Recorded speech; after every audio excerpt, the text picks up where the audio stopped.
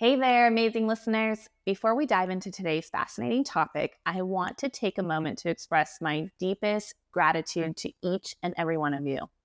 The TeleWellness Hub podcast has been an incredible journey since launching it in April, and it's all thanks to your unwavering support. If you haven't already, please consider hitting that subscribe button. And by subscribing, you'll never miss an episode. I'm committed to bringing you valuable insights into the world of wellness, science, and culture every week from leading wellness experts and people sharing their authentic wellness journeys. But wait, there's more. I'd love to hear your thoughts and feedback. Your reviews truly mean the world to me. They not only help me improve, but also assist others in finding the podcast. So if you could spare a minute to leave a review on your favorite podcast platform, whether it's Spotify or Apple or whatever it is that you use to listen into the TeleWellness Hub podcast, it would be an immense, huge help. And if you're as passionate about wellness as we are, consider sharing the TeleWellness Hub podcast with your friends and family. Let's spread the word about the importance of well-being, the power of science, and just the ability to take your wellness journey one step at a time through easy, accessible ways. Thank you for being a part of our community. Now let's dive into today's episode.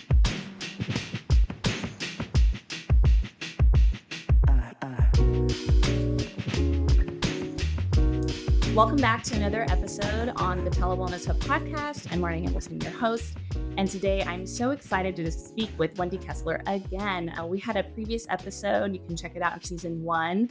And we talk all about grief in that episode. So I wanted to bring her back on so we can really discuss grief around the holidays. And in this episode, we're going to get to talk about active grieving, what that looks like, what that means, rather than like passive grieving.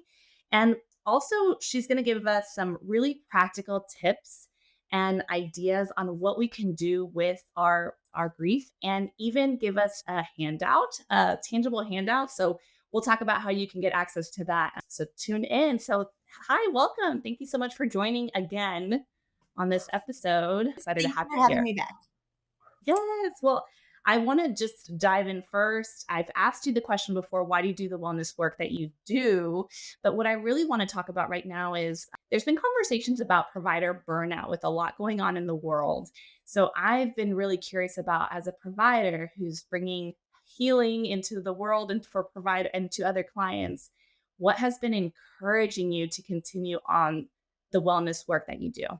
Such a fascinating question because the response is very ironic in that I really think a root of burnout is grief that we're not acknowledging and processing and releasing. That I think as wellness providers, we hold so much vicarious grief for our clients and the people we're serving and the people we care about. And we have to have ways to acknowledge that, to process it again, and to release it is so important in being able to do this work long term.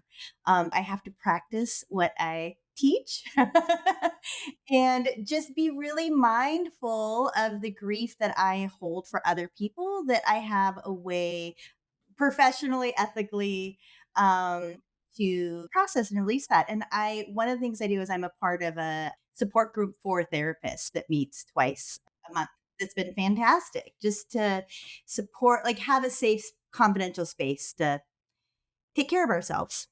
Yes, no, that I love that. It's such a, you're right. It is ironic that we talk about the grief, but that makes perfect sense. There's a lot to, we talk about this in the first episode, that it's everyone goes through loss or grieving process. It's a natural part of being a human. And yet we often deny kind of that aspect of life. So really interesting. They put like some wheels were turning with your response with that. So thank you for sharing. I would start with really diving into active grieving. Before we hit record, you shared, that this idea of active grieving. So I want to dive into what you think with the holidays coming around. By the time this episode airs, Thanksgiving will just have passed, and we're entering some more holidays that come in the winter. And so how do you think are some approaches what is active grieving and how can we apply that around the holidays? We are conditioned. Many of us are, if not most of us, are conditioned within our culture to avoid, deny, minimize grief, pain, loss, suffering. Have this very false belief that by avoiding these things, we can manage life better. And strength is kind of being able to hold pain, suffering, grief, loss, sorrow at arm's length. And it we're so unprepared for the reality of life when we don't grow up having healthy grief modeled for us. And again, we teach children not to have certain emotions, and we reward other emotions. We don't teach children that all emotions are natural, all emotions are necessary, that emotions tell us what we need, and how to feel, process without judging our own emotions. And then we don't train our helping professionals how to help people to navigate grief, loss, failure suffering, sorrow. And so it just, all of these things together just make grief so complex for us.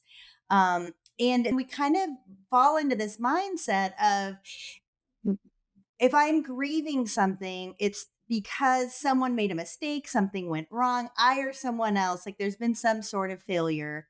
And now I didn't have any control over it. And now I just have to passively endure this pain until it is over, until my grief ends. And actually complicates and prolongs it makes grief longer, deeper, wider, heavier for us. It really is understanding that we can actively grieve. It's not something to passively endure.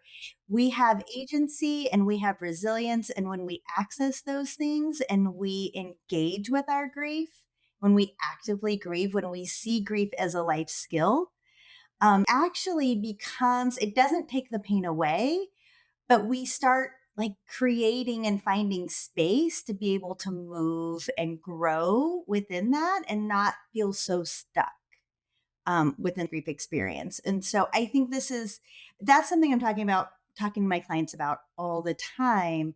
I think it's especially relevant during the holidays when we have so many traditions, so many like expectations of where we're supposed to be, what we're supposed to do, who we're supposed to be with, and that everyone's supposed to be happy and joyful. And, you know, so having to show up in all of these traditional spaces with the pressure to be happy makes the holidays so overwhelming for people grieving significant loss. And I just want to add too that grief isn't just death loss. In meditations, I've started them with a slide that shows the dictionary definition of grief, and the Oh, word death is not in it.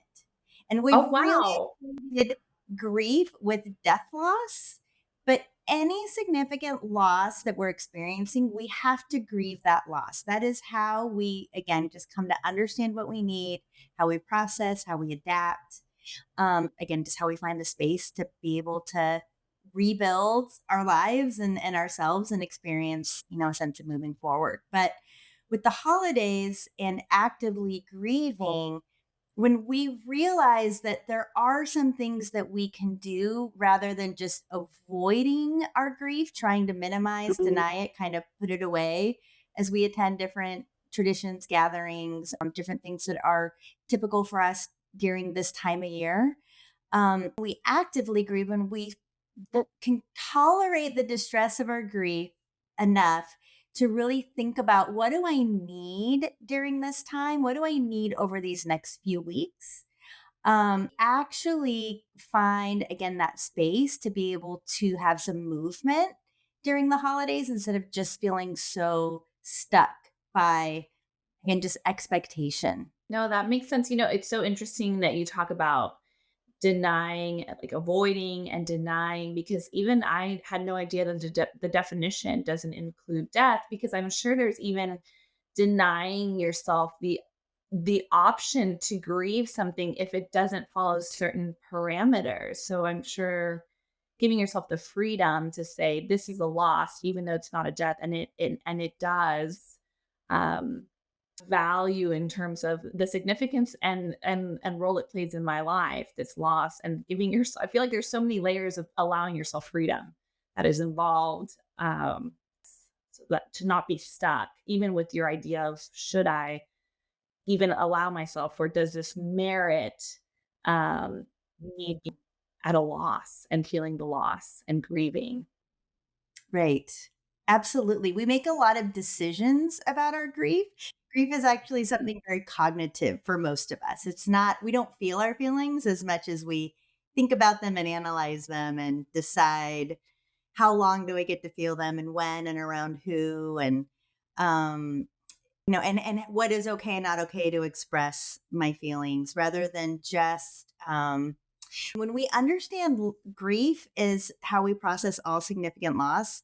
Everybody, loss is the most universal human experience. So every holiday gathering that we're coming to, really everybody in the room is grieving something, whether it's may not be a death loss, but it could be a relationship, a career, a dream, health. There are many losses that we all hold throughout our life. And when we can be more open about that, it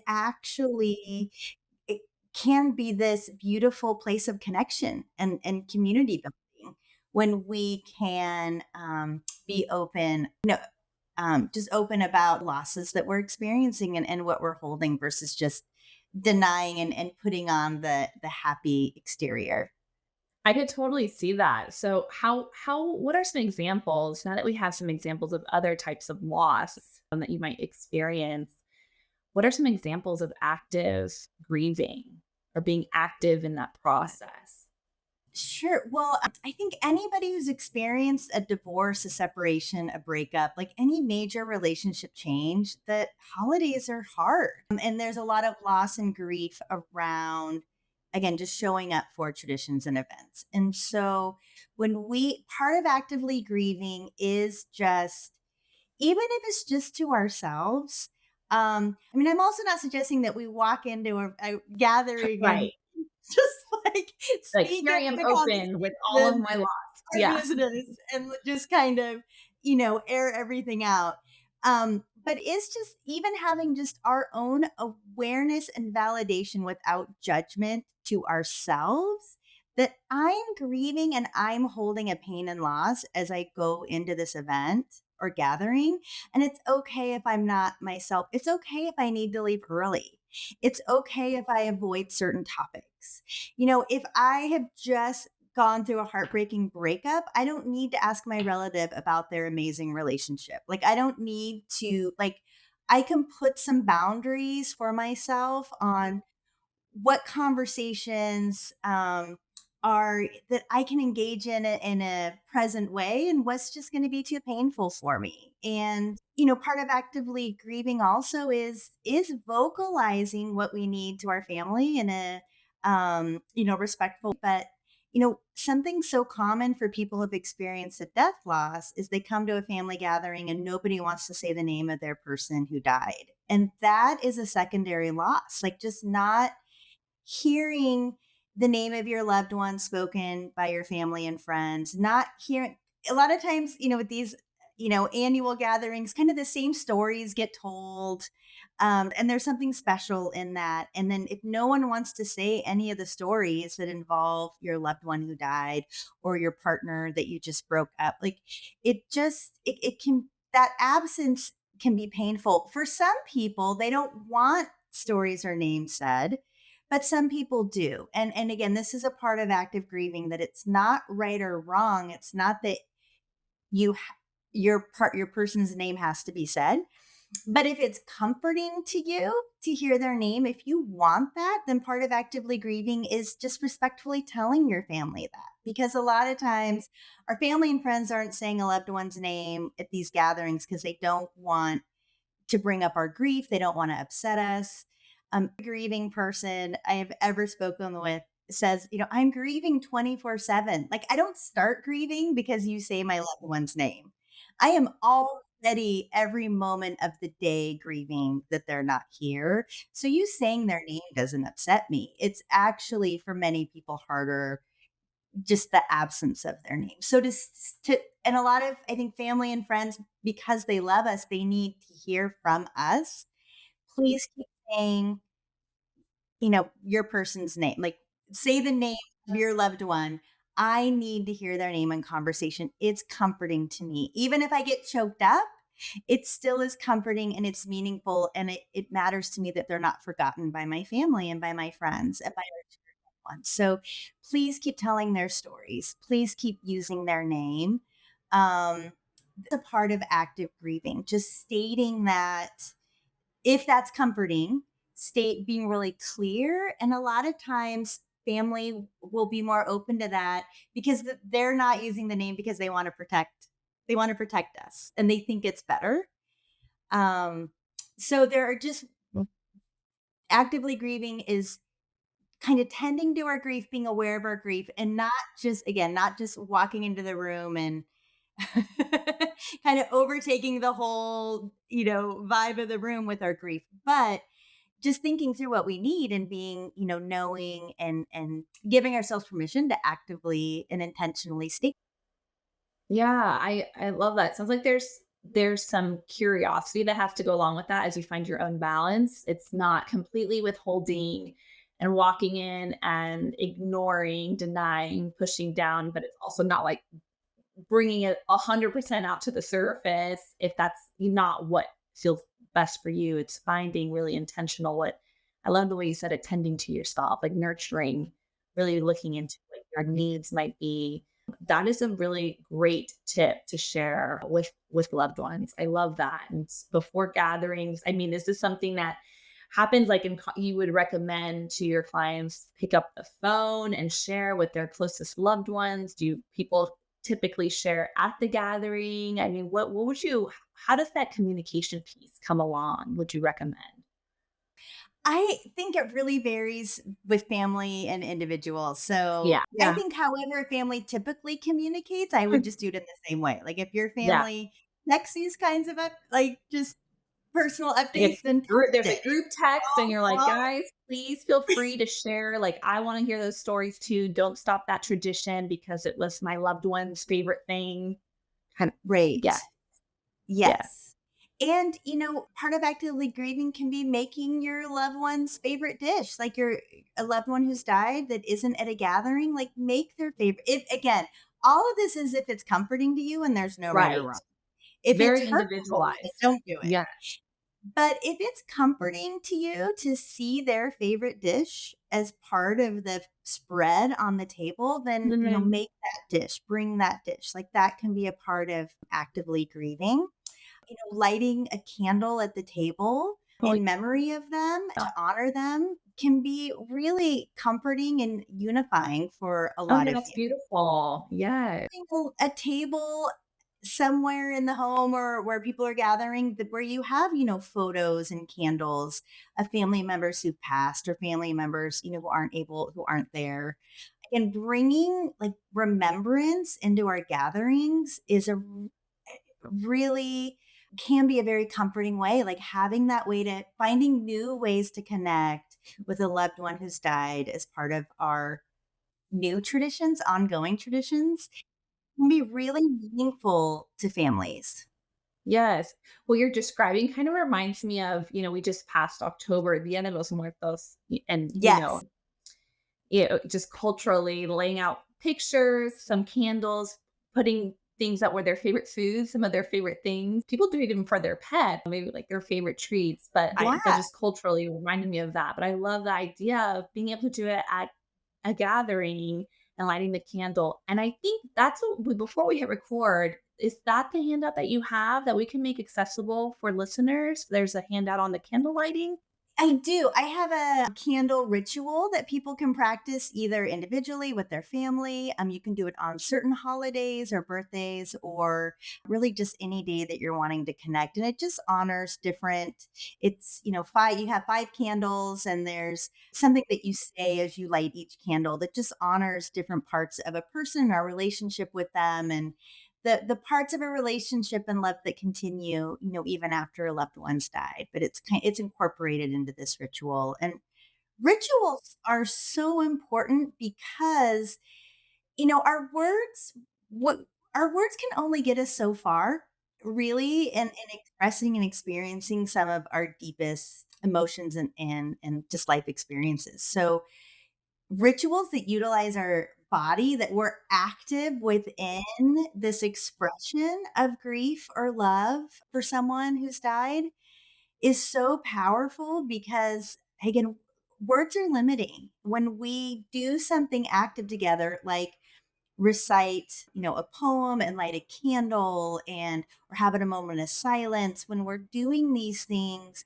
especially in community with others, there's just something so powerful because there's something shared and known that doesn't require us to come up with the right words to be able to explain it. It's just felt.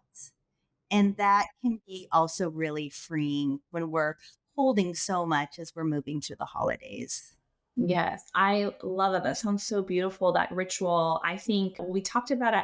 I'll make sure in the show notes we include your email address. I don't know if you want to say it for anybody listening. So my website is griefguideconsulting.com. And so my email is griefguideconsulting@gmail.com. And if anybody wants to email me and request that candle ritual, I'm happy to send that to them.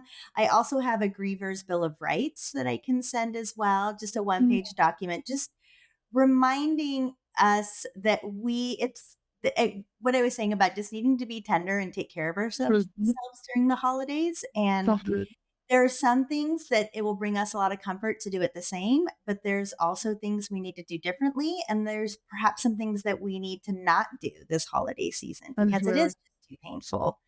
And we have the right to do that. Also a part of active grieving. Like we have the right to say, no, that's too painful or too hard or just not fitting with what I need this season.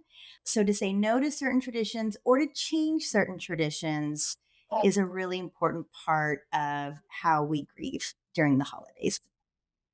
That we don't just try to white people and do it all the same. Yeah, no, I think we talked about that first episode, that there is kind of this, we do try to white knuckle it. I think culturally is the kind of expectation. And I love the Bill of Rights sounds back to that freedom of allowing yourself freedom to tend to yourself so that you can ultimately get some of that other freedom as well of being able to express your grief and not be stuck. I love that. So it looks like it just comes back to that freedom a lot. I also, when it comes to those are really key practical tips and ideas. Anything else you wanted to share with listeners that might help guide them through? I feel like these are incredible ones just in terms of being able to communicate with people, like what your wish and desire is, to keep the name there or not, to talk about them openly or not, being able to do rituals, which you'll provide access to as a resource. Anything else that might help people in this time to try out?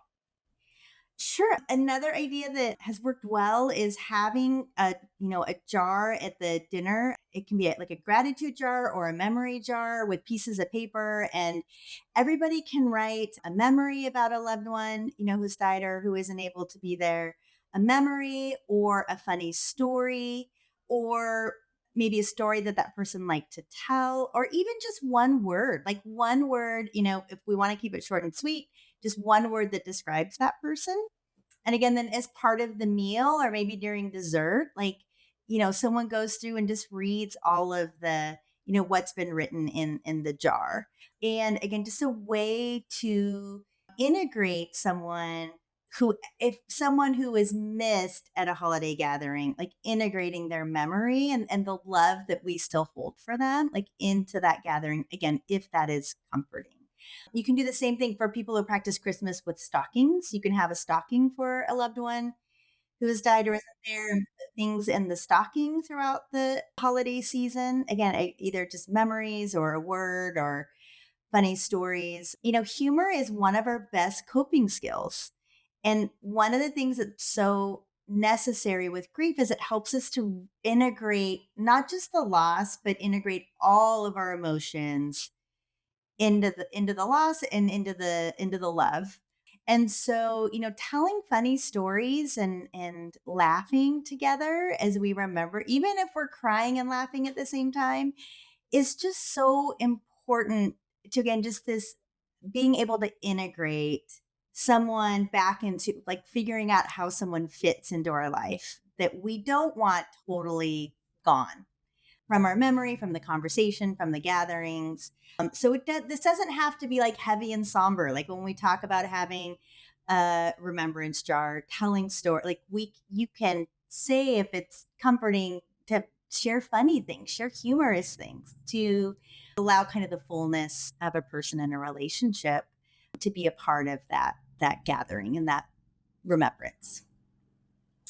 I love that. I feel like that is such a good way and reminder that storytelling is so powerful and humor is so powerful and gathering. There's something about community that we know is so powerful. So I love your idea of just combining them all into like a superpower of storytelling and humor and gathering and all together at one. I could see how would be so healing. Absolutely. Yeah, I love Yeah. that. And I encourage my clients whenever a big day is coming up on the calendar, a birthday, anniversary of a death, as well as like holiday traditions, to make a plan for the day ahead of time. Like decide ahead of time, what are you going to do that day? What feels comforting? What feels right?